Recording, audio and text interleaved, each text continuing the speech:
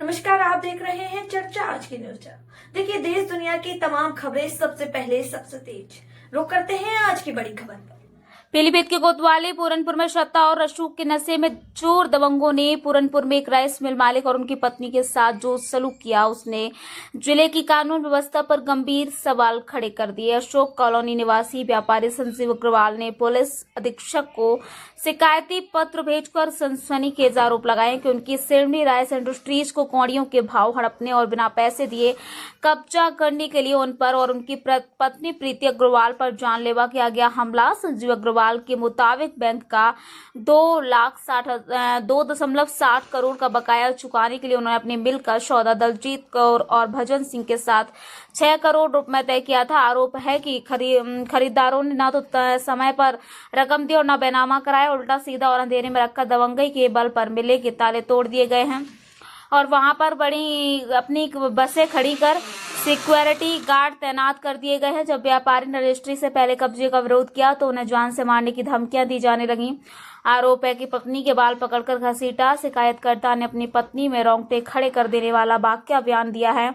उनके अनुसार 26 फरवरी को दोपहर करीब 2 बजे जब वह अपनी पत्नी के साथ मिल में पेंटर से नाम लिखवा रहे थे, तभी गुरभाग सिंह, भजन सिंह और सिक्योरिटी गार्ड बलजीत सिंह चाहल उत्तर प्रदेश सरकार लिखी इनोवा गाड़ी से वहां पहुंचे। गाड़ी से उतरते ही इन दोनों लोगों ने दंपत्ति को गंदी गंदी गालियां देना शुरू कर दिया।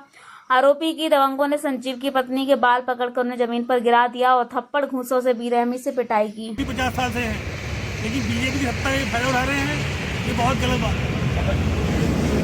50 साल से बीजेपी भी है, लेकिन ये बीजेपी में रह के ये गलत काम कर रहे हैं, ये गलत काम है।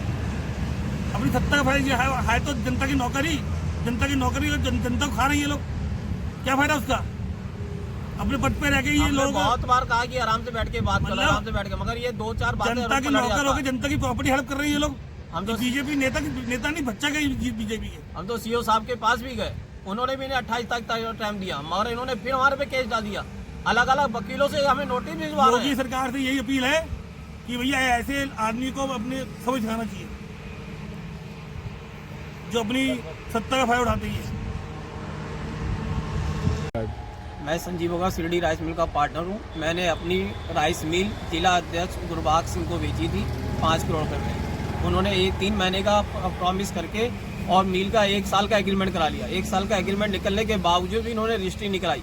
कह रहे मेरे पास पैसे नहीं है, पहले रजिस्ट्री कर दो, मेरे से चेक ले लो, उसके बाद मेरी पेमेंट ले लेना। हमने मना कर दिया। उसके बाद इन्होंने 6 करोड़ में मेरी सौदा करी, उसका भी मैंने 3 महीने का टाइम दिया, तब भी इन्होंने रजिस्ट्री नहीं कराई।